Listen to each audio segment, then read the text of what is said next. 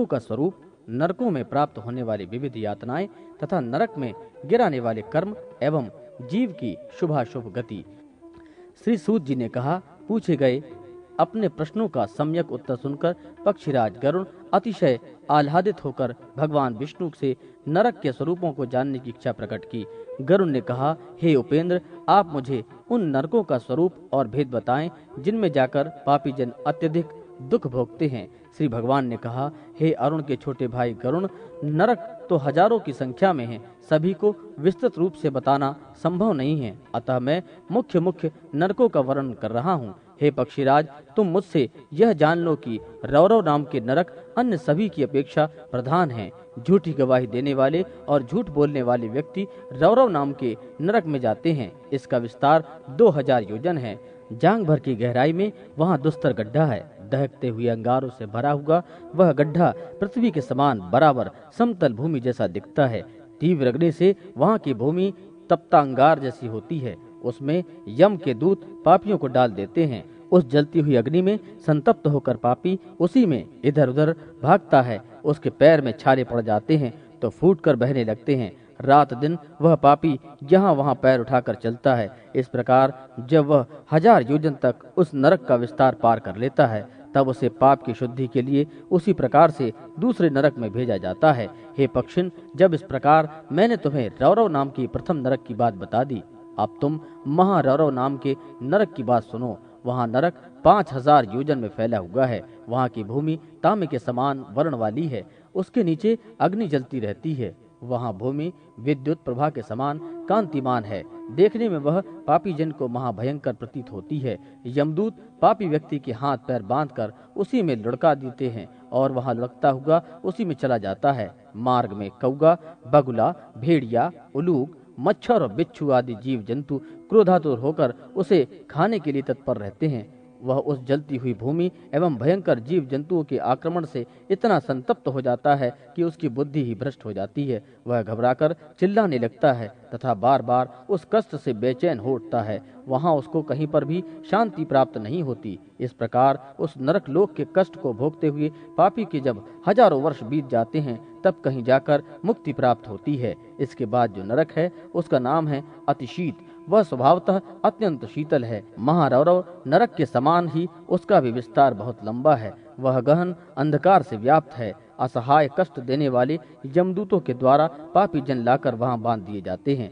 अतः वे एक दूसरे का आलिंगन करके वहां भी भयंकर ठंडक से बचने का प्रयास करते हैं।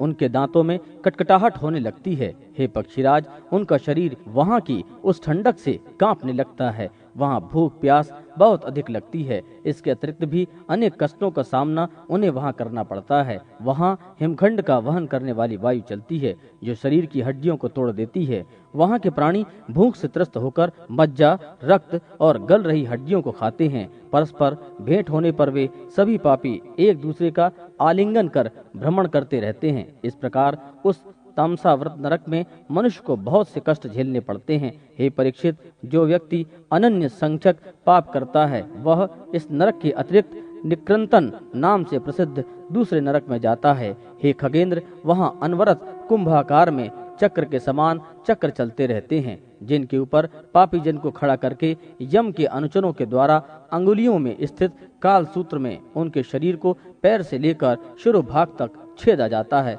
फिर भी उनका प्राणांत नहीं होता। इसमें शरीर के सैकड़ों भाग टूट टूट कर छिन्न भिन्न हो जाते हैं और पुनः इकट्ठे हो जाते हैं। इस प्रकार यमदूत पाप कर्मियों को वहाँ हजारों वर्ष तक चक्कर लगवाते रहते हैं। जब सभी पापों का विनाश हो जाता है, तब कहीं जाकर उन्हें उस नरक से मुक्ति प्राप्त होती है।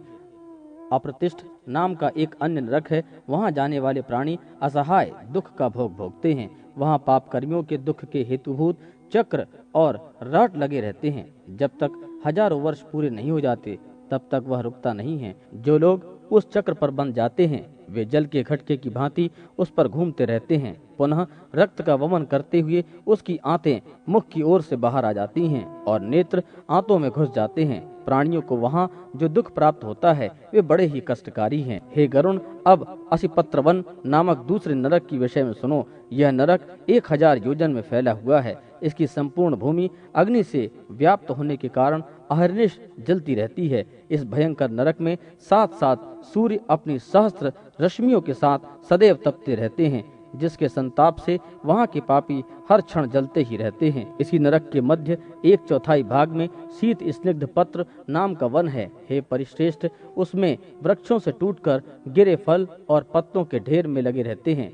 मांसाहारी बलवान कुत्ते उसमें विचरण करते रहते हैं। वे बड़े बड़े मुख वाले, बड़े बड़े दांत वाले तथा व्याघ्र की तरह महाबलवान होते हैं। अत्यंत शीत एवं छाया से व्याप्त उस नरक को देखकर भूख प्यास से पीड़ित प्राणी दुखी होकर करुण क्रंदन करते हुए वहां जाते हैं।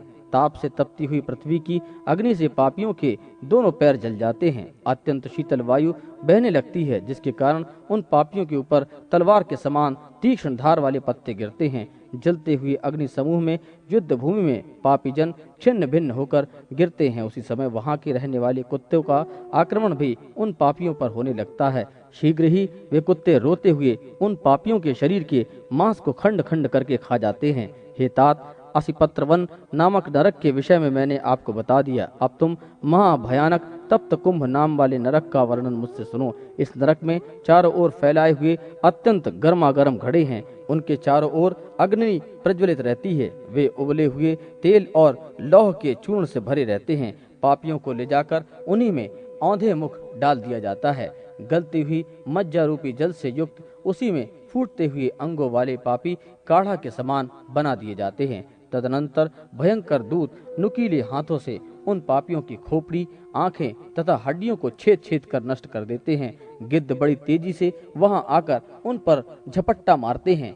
उन उबलते हुए पापियों को अपनी चोट से खींचते हैं और फिर उसी में छोड़ देते हैं। उसके बाद यमदूत उन पापियों के सिर, स्नायु, द्रवीभूत मांस, त्वचा आदि को जल्दी जल्दी करछुल से उसी तेल में घुमाते हुए उन महापापियों का काढ़ा बना डालते हैं। हे पक्षिन, उस तप्त कुंभ जैसा है उस बात को मैंने विस्तार पूर्वक तुम्हें बता दिया। सबसे पहले नरक को रौरव, दूसरे को बाद वाले को महारौरव नरक कहा जाता है। तीसरे नरक का नाम अतिशीत है, चौथे नरक का नाम निक्रंतन है और पांचवें नरक का नाम अप्रतिष्ठित है। छठवां नरक असिपत्र वन एवं सातवां तप्त कुंभ है। इस प्रकार ये 7 प्रधान नरक हैं। अन्य भी बहुत से नरक सुने जाते हैं, जिनमें पापी अपने कर्मानुसार जाते हैं, यथा रोध, सूकर, ताल, तप्त कुंभ, महाज्वाल, शबल, विमोहन, कृमि, कृमिभक्ष, लालाभक्ष, विषंजन, अध्यशरः, पूयवाह, रुद्रांध, विड़भुज, वैतरणी, असिपत्रवन, अग्निज्वाल, महाघोर, संदंस, अभोजन, तमस, कालसूत्र, लौहतापी, अभिद, अप्रतिष्ठ तथा अवीची आदि। ये सभी नरक यम के राज्य में स्थित हैं। पापी जन पृथक पृथक रूप से उनमें जाकर गिरते हैं। रौरव आदि सभी नरकों की अवस्थिति इस पृथ्वीलोक में नीचे मानी गई है। जो मनुष्य गौओं की हत्या, भ्रूण हत्या और आग लगाने का दुष्कर्म करते हैं, वह रोध नाम की नरक में गिरते हैं। जो ब्रह्मघाती, मद्यपी तथा सोने की चोरी करता है, वह सूकर नाम के नरक में गिरता है। क्षत्रिय और वैश्य की हत्या करने वाला ताल नाम के नरक में जाता है। जो मनुष्य ब्रह्म हत्या एवं गुरु पत्नी तथा बहन के साथ सहवास करने की दुश्चेष्टा करता है, वह तप्त कुंभ नाम के नरक में जाता है। जो असत्य संभाषण करने वाले राजपुरुष है, उनको भी उस नरक की ही प्राप्ति होती है। जो प्राणी निर्दिष्ट पदार्थों का विक्रेता, मदिरा का व्यापारी तथा स्वामी भक्त सेवक का परित्याग करता है, वह तप्त लौह नाम के नरक को प्राप्त करता है। जो व्यक्ति कन्या या पुत्र वधू के साथ सहवास करने वाला है और जो वेद विक्रेता और वेद निंदक है, वह अंत में महाज्वाल नाम के नरक का वासी होता है। जो गुरुओं का अपमान करता है, वह शब्द बाण से उन पर प्रहार करता है तथा आगम्या स्त्री के साथ मैथुन करता है, वह शबल नाम के नरक में जाता है। शौर्य प्रदर्शन में जो वीर मर्यादा का परित्याग करता है, वह विमोहन नाम के नरक में गिरता है। जो दूसरों का अनिष्ट करता है, उसे कृमिभक्ष नाम के नरक की प्राप्ति होती है। देवता और ब्राह्मणों से द्वेष रखने वाले प्राणी लालाभक्ष नरक में जाते हैं। जो पराई धरोहर का अपहरण करता है तथा जो बाग बगीचे में आग लगाता है, उसे विषंचन नाम के नरक की प्राप्ति होती है। जो मनुष्य असत पात्र से दान लेता है तथा असत प्रतिग्रह लेने वाला अयाज्य याजक और जो नक्षत्र से जीव को उपार्जन करता है वह मनुष्य अधः शिरः नाम के नरक में जाता है। जो मदिरा मांस आदि पदार्थों का विक्रेता है वह पूयवाह नामक घोर नरक में गिरता है। जो कुक्कुट, बिल्ली, सुअर, पक्षी, मृग, भेड़ों को बांधता है वह भी उसी प्रकार के नरक में जाता है। जो ग्रहदाही है और जो विषदाता है, जो कुंडाशी है और जो सोम विक्रेता है, जो मद्यापी है और जो मांस भोजी है तथा जो पशु हंता है वह व्यक्ति रुधिरांध नाम के नरक में जाता है। ऐसे विद्वानों का अभिमत है एक ही पंक्ति में बैठे हुए किसी प्राणी को धोखा देकर जो लोग विष खिला देते हैं उन सभी को विषडभुज नाम का घोर नरक प्राप्त होता है।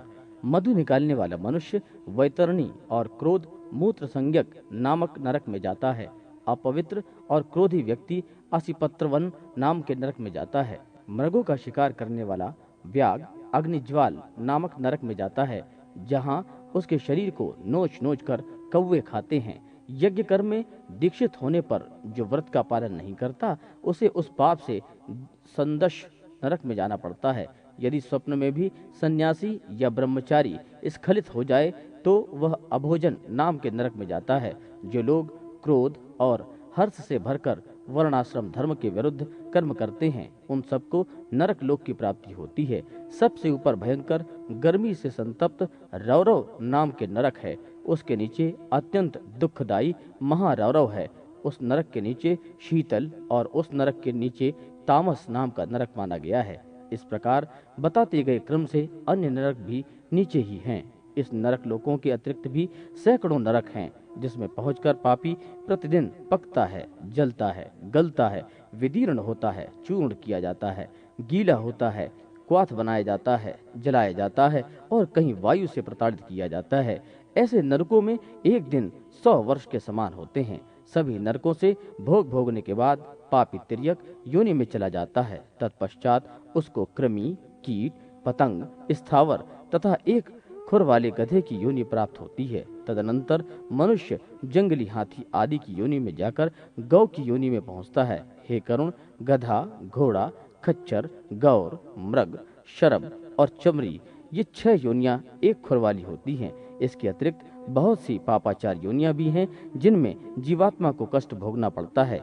उन सभी योनियों को पाकर प्राणी मनुष्य योनि में आता है और कुबड़ा, कुत्सित, वामन, चांडाल और पुष्कल तथा नर आदि योनियों में जाता है।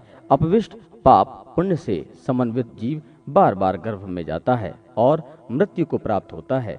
उन सभी पापों के समाप्त हो जाने के बाद प्राणी को शूद्र, वैश्य तथा क्षत्रिय आदि को आरोहणी योनि प्राप्त होती है।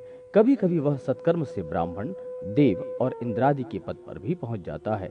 हे गरुण, यम द्वारा निर्दिष्ट योनि में पुण्य गति प्राप्त करने से जो प्राणी सफल हो जाते हैं वे सुंदर सुंदर गीत गाते हैं, वाद्य बजाते हैं और नृत्यादि करते हुए प्रसन्नचित से गंधर्वों के साथ अच्छे से अच्छे हार, नूपुर आदि नाना प्रकार के आभूषणों से युक्त, चंदन आदि के दिव्य सुगंध और पुष्पों के हार से सुवासित एवं अलंकृत चमचमाते हुए विमान में स्वर्गलोक को जाते हैं।